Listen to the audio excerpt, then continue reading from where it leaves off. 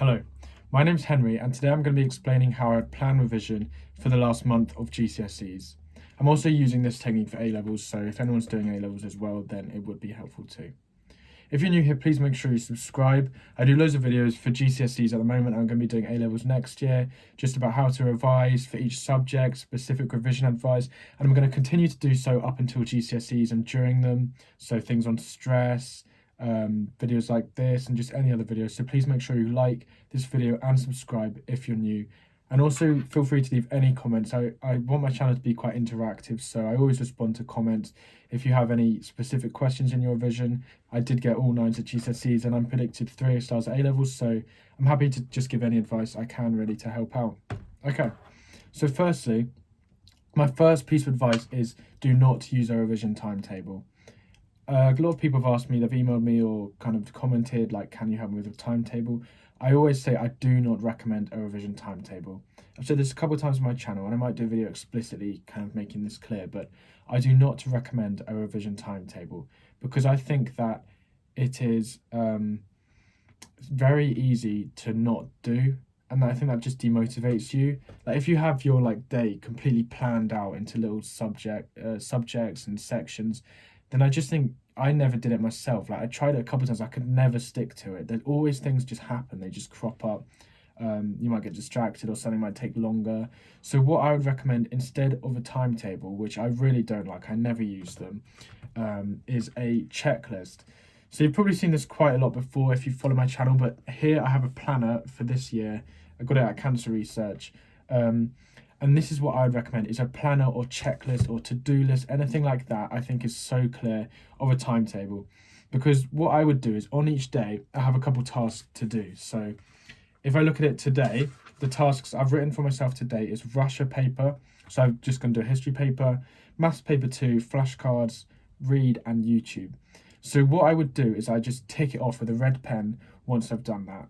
And what this also means is that you're kind of incentivized. I kind of grow to like taking stuff on and getting stuff done. So I think that really helps, is having a checklist. And if I don't do it today, I can always go back and be tomorrow. So I think it's really important to be flexible, and I don't think a timetable allows for that. Secondly, what I would do now is I would sit down, if I was struggling to plan revision in GCSEs or A-levels even, I'd sit down and I'd write down all my subjects and I'd rank them 1 to 10.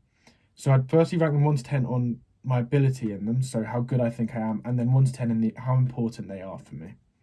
So maybe 1 would be I'm really confident with them, I'm really good, like I'm predicted a 9 kind of thing, or you could even do it by actually what you're predicted. And then I'd have a look at it and I'd think which subjects am I worst at and they are important to me. So if you want all-round good subjects, good grades, then you probably want to rank them all, but some people would rather pass, math, they're the priority, so make sure you think about that as well. But I'd look at it, I'd think, which subjects am I worst at? Which subjects need the most attention? And I would focus my revision primarily on these. I think another thing with a timetable is don't have the same amount for each subject each week. You've got to prioritise, especially with a month left.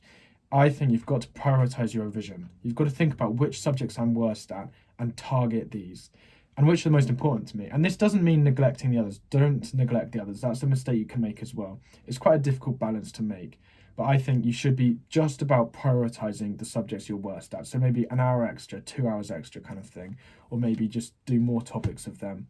So this is what my revision during A-levels has kind of involved, is that I've consistently been thinking what's my worst subject and trying to work on that.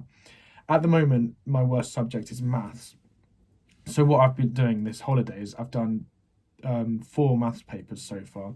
I'm going through them and revising them. And I'm still doing other papers, but I've just doubled the amount of maths papers I'm doing. So I'm prioritizing maths clearly. So think about which subjects you need to prioritize and focus on in your revision.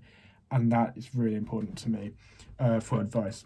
Okay, next is learn and test. So you can learn content and test yourself.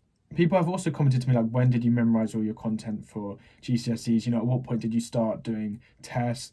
I always did tests and I always was revising content. I never stopped revising content, right? Night before the exam, I was revising content. Not the night, the day before the exam, I was revising content. During GCSEs, I was still doing Seneca, stuff like that. My advice would be don't stop going over content and revising that. I still think it's helpful. Think about the content you are most likely to forget, or make sure you're going over content and testing yourself. It's not one or the other. Um, so you can also do topic tests.